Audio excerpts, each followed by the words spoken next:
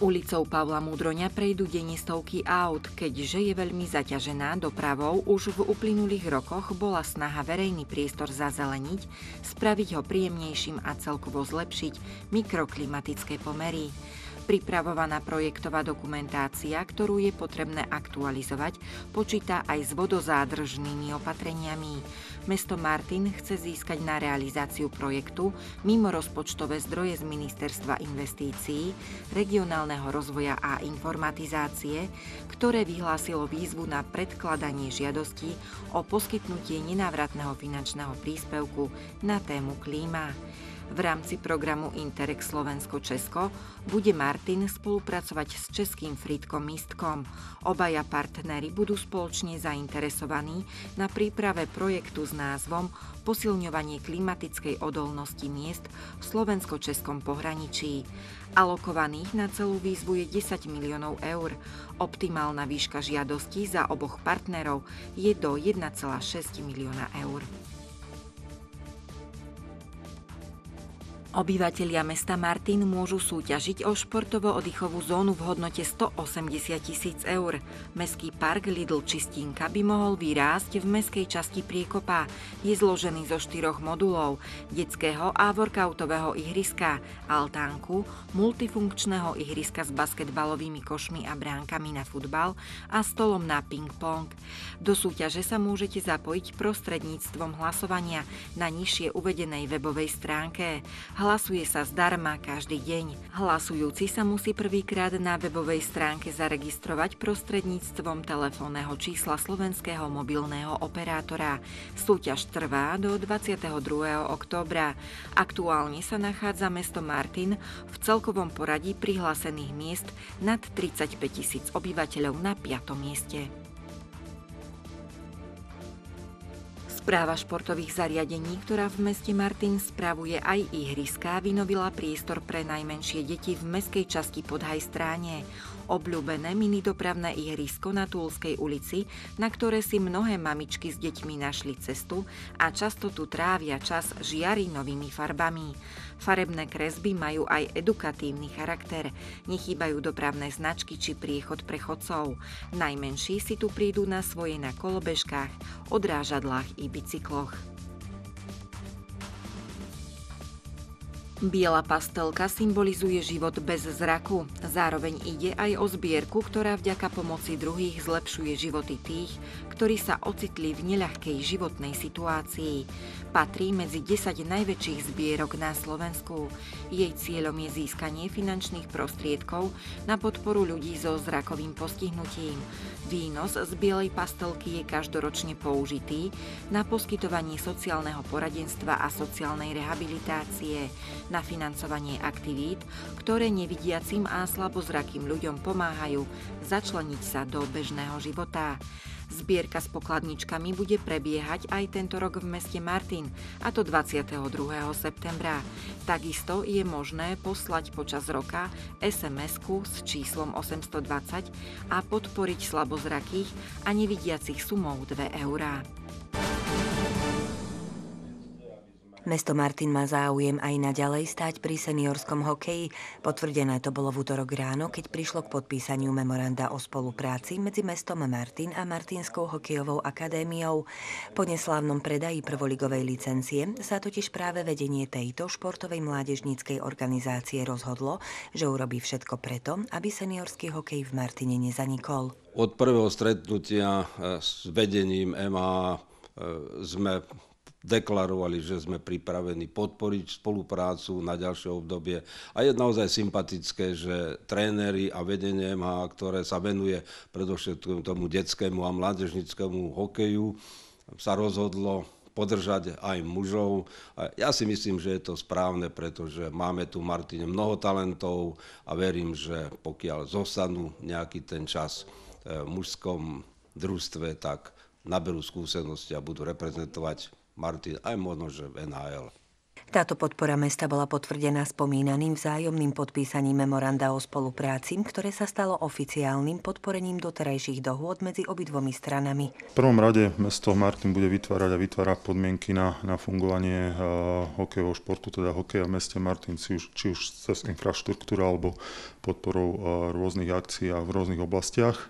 Ale takisto veríme, že nájdeme spoločnú reč a spoluprácu aj vo veci podpory, či už finančnej alebo také materiálnej do budúcnosti v rámci možností oboch strán. Samozrejme, všetky tie výhody, ktoré mal doterajší hokej, zostávajú, to znamená, mesto garantuje využitie jednak klasického zimného štadiónu, ale aj tréningovej hokejovej haly, takže toto bude k dispozícii a ja verím, že aj poslanci, tak ako doteraz podporovali mužský hokej, budú podporovať aj túto formu hokeja, aj keď možno, že nie v takom rozsahu, ako to bolo v minulosti, ale určite verím, že nájdeme toľko prostriedkov, aby tento hokej neskončil, že im bude chýbať, ja neviem, nejaký budžet na kúpenie hokejok. My ďakujeme vedeniu mesta, teda aj mestu Martin, za doterajšiu podporu aj v rámci mládeže. Nakoľko teda sme rozšli na pôsobenie aj v mužskom hokeji, tak nás veľmi teší táto deklarácia, respektíve memorandum o spolupráci s mestom Martin a veríme, že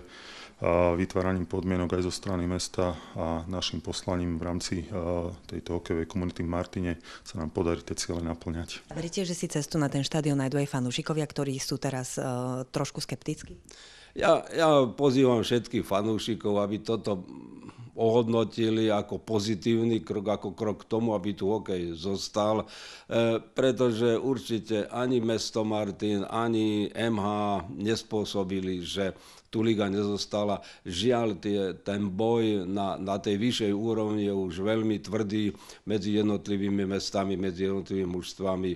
A samozrejme zotrvali tí, ktorí mali na to financie. Žiaľ, napriek obrovskej pomoci mesta a aj ja osobne som sa snažil získať nejaké prostriedky od súkromných spoločností. Nepodarilo sa získať také množstvo financií, aby ten hokej mohol pokojne tu pokračovať. Verím, že ekonomická situácia sa bude vylepšovať. Že to zástupcovia Martinskej hokejovej akadémie myslia so záchranou seniorského hokeja naozaj vážne, potvrdzujú už niekoľko týždňov, keď sa v podstate od nuly začali pripravovať na pôsobenie v druhej hokejovej lige. Podporu našli u viacerých martinských srdciarov, ktorí sú odhodlaní opätovne si obliekať martinský dres. Našli ju u mesta Martin, ktoré sa im neotočilo chrbtom. A veľmi im záleží aj na podpore od fanúšikov, bez ktorých by hokej nemohol byť hokejom. Aj preto ich pozvali v útorok podvečer do prescentra zimného štadióna, aby im priblížili víziu budúcnosti seniorského hokeja, ktorú chcú prepojiť s tým mládežníckym. Snažili sme sa ozrejmiť celú situáciu, v akej sa MH nachádza ako mládežnícka hokejová akadémia a v podstate smerom tým, akým sa chce odvíjať hokej alebo tá hokejová komunita v Martine. Takže ozrejmiť princípy fungovania s prepojením mužov a mládeže a takisto aj možnosti ďalších vízií alebo spolupráce s ďalšími oblastiami. Po tom, čo sa hokejová budúcnosť začala vďaka zástupcom akadémie opätovne kryštalizovať, odštartovali rozhovory s hráčmi, ktorí by mali rovnako záujem pobiť sa o zotrvanie seniorov aspoň v druhej lige. Našťastie v Martine máme naozaj šťastie na tých ozajstných srdciarov. V prvotnom tom vyslovení názoru, že ideme hrať druhú ligu, prihlasilo sa nám zhruba 25 hráčov, či už teda bývalých hráčov, alebo hráčov, ktorí po minulé roky pôsobili na rôznych úrovniach a rôznych súťažiach. Takže ten počet v podstate je dosť veľký a zároveň chceme zapájať aj juniorov, takže z pohľadu počtu hráčov ten počet je, si myslím, že dobrý. Tak motivácia je asi tá, že ak moja prítomnosť a moje meno a možno, že nejaké schopnosti, ak zostali, môžu pomôcť celému tomuto projektu novému, tak som neváhal ani minútu a určite sa zapojím do toho. Uvidíme, ako to bude, aká bude aj tá herná prax alebo tá herná forma a podľa toho budeme pokračovať. Tá prvá motivácia bola vlastne pomoc klubu a vlastne keď robím mládeži a neviem si predstaviť, keby som bol ja vo veku mojich zverencov, a nemám žiadny vzor martinského muža, hokejového, takže vlastne to bola tá motivácia. Novozložené mužstvo už má za sebou jeden prípravný zápas, kedy sa konfrontovalo s prvoligovou Považskou Bystricou. Tej Martinčania podľahli 0-6. Už v týchto chvíľach srdciari v martinských dresoch majú veľkú premiéru na domácom ľade a pred štartom súťaže ich ešte nejaké zápasy čakajú. Reálne odhadnúť tie kvality súperov v druhej lige mužov je náročné. Čakajú nás ešte teda minimálne 2 až 3 prípravné zápasy a myslím si, že až tá súťaž následne ukáže, do akých kvalít dokážeme siahať a aké budú naše reálne ciele. Realizačný tým sme sa dohodli vzhľadom k okliešteným finančným prostriedkom, ktorým disponujeme na mužskom hokeji, tak sme sa dohodli, že budú ten realizačný tým v podstate tvoriť či už členovia, tréneri, ale takisto aj manažment MH Martin a mládeže. Keď som čítala teda tú myšlienku, že naozaj tí mladí hokejisti potrebujú mať nejakú motiváciu, že čo potom, keď už nebudem tým juniorom, tak je to pre nich také povzbudzujúce, nádejné. Aby sme podporili trošku ten hokej, aby sa to tu znova rozbehlo. Tu bola veľká tradícia, takže treba to zachovať. Veď tu už nie je žiadny šport, iba hádzana. Aby sa to dostalo na nejakú úroveň, aby to prešlo. Aby ten hokej šiel ďalej kvôli mladým chlapcom. Ako keď nebude tu Ačko, ako budú tí mladí, kde pôjdu? Musí sa to rozbehnúť. Aby sa udržali, aby sa to nejako scelilo, aby sa tá budúcnosť toho martinského hokeja udržala stále v nádeji. Chceme hrať, ako sa hovorí, tú otvorenú hru z očí v oči fér, voči všetkým, tak ako partnerom, divákom a takisto aj hráčom a chceme teda, aby sme získali tú stratenú takú dôveru alebo to, čo ľudia možno za posledné roky prestali veriť, aby sme to získali naspäť.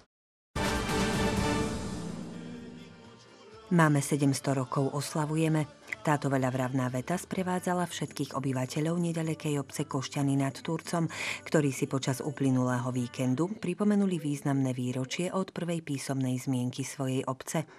Oslavy sa niesli vo veľkom štýle a ich vyvrcholením bola slávnostná akadémia v sobotu popoludní na futbalovom ihrisku. Tešíme sa v tejto chvíli, že ste Košťany navštívili a spoločne náš veľký sviatok oslávili. Zlatá brána otvorená, zlatým kľúčom podoprená.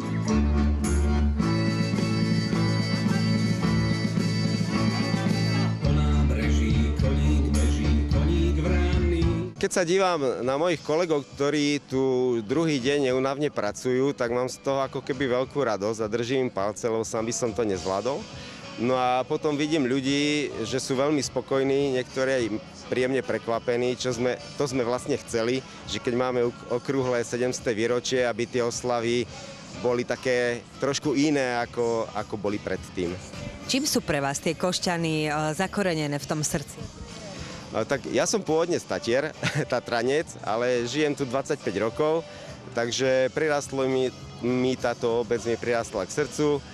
Sú tu milí ľudia, oddaní, chcú, aby sme tu robili rôzne akcie, aby tá obec žila aj kultúrne, aj spoločensky a snažíme sa aj niečo budovať, aby sme zveľaďovali tú našu obec. Ľukatá cesta z mesta vedie do mojej rodnej dedinky, čo privedie. Nie je veľmi veľká, moje srdcu blízka, je kolíska môjho rodiska. Šok dolina, pekná rovina, tie košťanské dievčence sú ako malina. Napriek poriadnej horúčave malebná obec mala v sobotu množstvo gratulantov. Okrem domácich obyvateľov susedných obcí či miest, blahoželať prišli i primátori turčianskych miest či starostovia obcí. Keď si zoberiete, že tých 700 rokov znamená 10, možno že 15 generácií. Určite mi dáte za pravdu, že neboli to obyčajní ľudia, pretože to, čo po nich zostalo, je veľkolepé. Je to nádherné, je to obec, ktorá patrí medzi to najlepšie, čo v Turcii je. Chcem pánovi starostovi odovzdať pamätný ďakovný list Nech sa ti páči. Už 7 storočí obyvateľia tohto územia vytvárajú dejiny obce. Táto zem okolo nás ich živila, rodili sa tu, rástli, milovali aj plakali, oslavovali sa aj trápili. Jednoducho žili si svoj život so všetkým, čo k tomu patrí. Nakoniec v tejto zemi aj spočinuli. Smutný kopec, ako ja sám pre seba volám Koštiansky cintorín, je plný príbehov. Prišiel som zapriať všetko dobré nielen v mene svojom a v mene mesta Vrútky, ale aj v mene predsedničky Žilinského samosprávneho kraja Eriky Jurinovej, ktorá už bola ospravedlnená. Odovzdávam ti tento pamätný list Žilinského samosprávneho kraja. Nech pamätá aj na dnešný deň, aj na krásne chvíle, ktoré ešte prežijete, ale nech je aj takým symbolom dobrého vzťahu Žilinského samosprávneho kraja vašej obce, nech tá spolupráca vedie len k samým pozitívnym výsledkom. Janko, všetko dobré a nech sa vám všetkým darí. Čo želať tejto vašej malebnej obci do tých ďalších rokov? Čo plánujete? Čo by ste chceli pre tých obyvateľov vašich? No, aby sa usmievali tak ako dnes, aby boli spokojní. A myslím, že je to taký mix, aj zábavu, aj kultúru, aj vybudovať niečo hodnotné v obci, aby sa ľudia aj zabavili, ale aby aj taký mali pocit, že sa tu dobre žije v tejto našej obci. Školský rok začal nielen v základných, ale aj v umeleckých školách, do ktorých sa deti chodia vzdelávať v maliarskom a hudobnom umení, tanci či v literárno-dramatickom odbore. A tradične začiatok školského roka otvárala aj súkromná základná umelecká škola Máše Halamovej a súkromné centrum voľného času tanečného klubu Deep na ľadovni podujatím Škola volá, ktoré bolo popredkávané hudobnými a tanečnými ukážkami.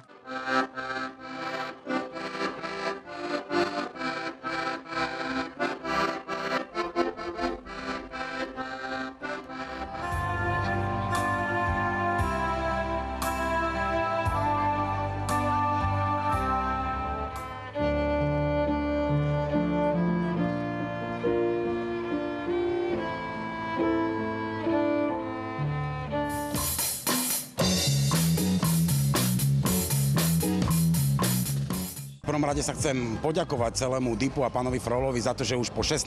krát sa stretávame na tomto podujatí, ktoré z malého podujatia prerastlo na podujatie nie len pre ľudí, ktorí majú niečo s umením alebo sa chcú prihlásiť na krúžky, ale je to aj taká akási kultúrno-spoločenská akcia, dá sa povedať, pre celú ľadovem, pre celú našu mestskú časť. Je to prvý deň školského dňa, aby mali možnosť deti sa jednak pohrať, aby mali možnosť vidieť našich terajších žiakov a teda rozhodnúť sa pre daný odbor. Základná umelecká škola DIP má tanečný, výtvarný, hudobný a literárno-dramatický odbor. Snažíme sa rozvíjať tvorivosť detí vo všetkých smerov. Táto akcia Škola volá je, si myslím, že každoročným už našim takým spúšťačom tanečnej aj teda inej sezóny, konkrétne čo sa týka tanečného odboru. Naše deti každoročne chodia na súťaže, kde sú veľmi úspešné, čiže myslím si, že to je prvý taký plus náš a teda časť sa prezentuje aj tu na tejto akcii.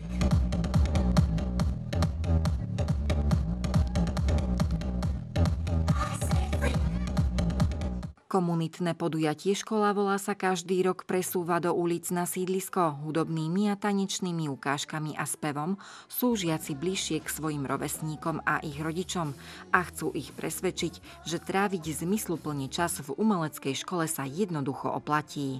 No učíme sa disco, hip-hop, potom sa učíme, niektorí sa učia aj slow dance a to je asi všetko. Čo by ste chceli odkázať deťom? Prečo sa majú prihlásiť na tanečnú?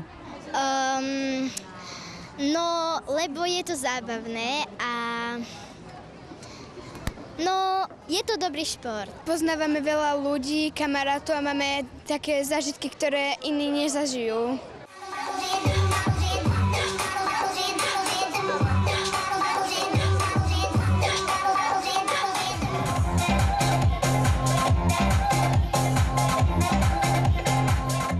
Samozrejme, nie každé dieťa je stávané na to, že chce súťažiť.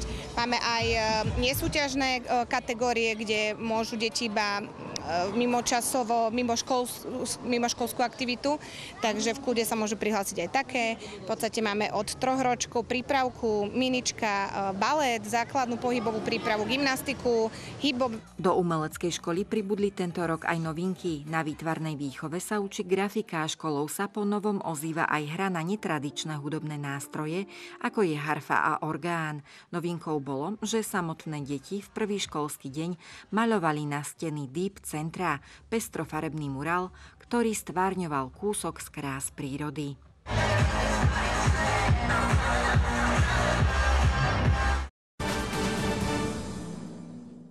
Ak ste zavítali v nedeľu do Múzea slovenskej dediny, mohli ste nie len tak, ako je zvykom, prežiť v tomto nádhernom prostredí krásny deň, ale aj sa veľa nového naučiť, a to nie len teoreticky, ale aj priamo čo to vyskúšať. Dneska máme spojené 2 podujatia dohromady, Uč sa v múzeu a Týždeň múzeí v prírode. Uč sa v múzeu je taký nový koncept, kde si môžu návštevníci vyskúšať určité remeslá sami aktívne, a toto podujatie nám podporilo mesto Martin z ich rozpočtu. Návštevníci mohli sledovať šikovné ruky ľudí, ktorí nechcú dovoliť, aby ušľachtila práca a tradície našich predkov zanikli, a zároveň, ak našli odvahu, sami si mohli vyskúšať, ako napríklad také drevené korítko, drôtený košík či slamená ozdoba vznikajú, alebo akú precíznosť a božskú trpezlivosť si vyžaduje takýto sladký medovníček. To trvá, kým sa to naučia.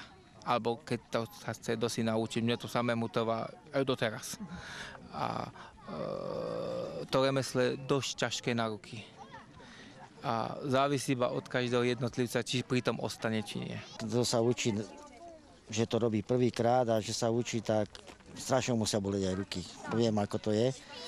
Ale už keď dostane človek tú prax, že už sa tomu venuje naplno, tak to ide už potom ľahko. A povedzte mi, vedia dnes ľudia oceniť túto vašu náročnú robotu?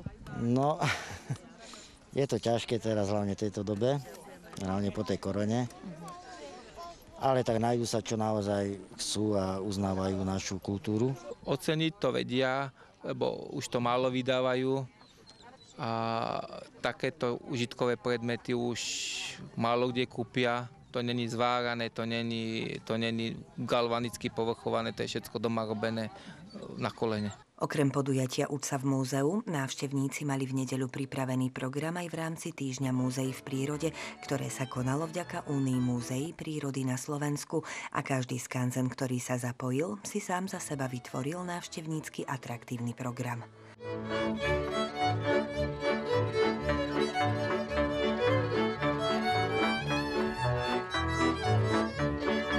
Dneska v rámci toho Týždňa múzeí v prírode sme si pripravili nejaké ukážky remesiel. Do toho hrá ľudová hudba, podrádzka muzika. Vo vozárni môžu vidieť ľudia ukážky spracovania chmelu a sladu, plus pán po celý deň varí pivo. A o 3. hodine začne divadlo Gazdina Roba. Oj, bol jeden gaj, čo sa smrti bál, ani doma nevyšal, ani doma nespával, hej, čo sa jej tak bál, ani doma nespával, čo sa jej tak bál. Zmyslom celého je vlastne ukázať ľuďom to remeslo aj iným spôsobom, že si ho vyskúšajú, a plus je možno nejaké to povedomie v rámci toho Týždňa múzeí v prírode, im ukázať alebo tak spojiť tie jednotlivé múzea, ktoré tu u nás na Slovensku máme, a nejak sa tak prepojiť medzi sebou. Členovia miestneho odboru Matice slovenskej vo Vrútkach si v útorok podvečer pripomenuli okrúhle výročie Matice slovenskej. Išlo najmä o priateľské stretnutie tých, ktorí chcú upevňovať a rozvíjať národné povedomie a podporovať kultúrny a národný život Slovákov. To je teda veľmi dôležité, aby generácia mladá vedela, na čom stoja naše kultúrne dejiny, kde naša cesta vedie aj do budúcnosti.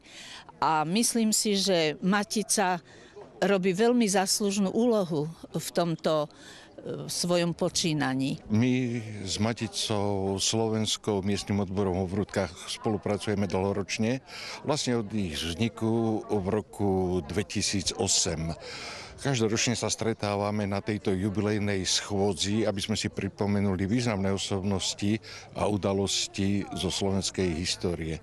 Kultúrne podujatie, na ktoré zavítali aj vzácni hostia z ústredia Ustanovizne, patril aj diskusii a otázkam histórie, súčasnosti i budúcnosti matičného života. A ja som rád, že v prostredí Vrútok a momentálne aj zásluhou pána primátora Zacharidesa, ktorého celá rodina, ja ju poznám generačne, sa venovala týmto kultúrno-politickým a kultúrnym otázkam, tak naozaj, že v tých Vrútkach to žije a venuje sa aj patričná pozornosť v týchto ťažkých časoch kultúre. Neoddeliteľnou súčasťou miestneho odboru vo Vrútkach je aj folklórny súbor Hradisko. S repertoárom krásnych slovenských piesní spríjemnil aj kultúrny podvečer.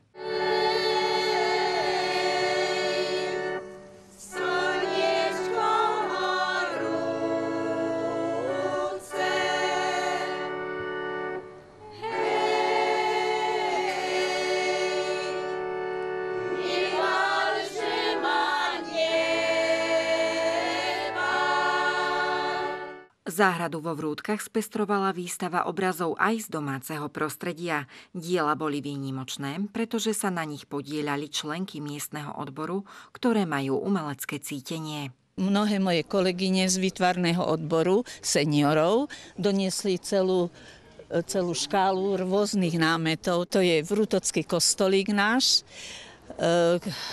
Tam za chvíľu je 7 bolestnej Panny Márie, tak to je, že stála Matka Bolestivá. Vrútockí matičiari majú v súčasnosti 36 členov, medzi nich patrí aj pán Vrabec, ktorý je známy tým, že sa snaží uchovávať kultúrne a rodinné tradície. Ja som sa narodil, keď mal ocko 50 rokov a sa narodil v 1890. Môj ocko bol v Amerike a doma má pamätný list Slovenská liga Slovákov v Amerike a na pamiatku tam sa skladali, finančne podporovali tam Slovákov. Juraj Vrabec má šikovné ruky a vynikajúco zvládnutú techniku zdobenia kraslíc, ktoré vždy potešia oči a zahrejú dušu. Od slepačích, husacích, pštros emu, pštros farmársky, pštros emu, to sú tieto menšie farmársky, vrtané, brúsené, takéto brúsené, alebo len biele, čo je tento, ako sa vyšívalo voľakedy. Keď je ľudí, že majú o to záujem, tak prečo by som neurobil tento? Niekedy je, že človek by mal aspoň jeden dobrý skutok cez deň urobiť. No. V komornom kruhu sa diskutovalo o minulosti aj prítomnosti Matice slovenskej, o ťažkých časoch a historických obdobiach, ktorými si za 160 rokov svojej existencie prešla.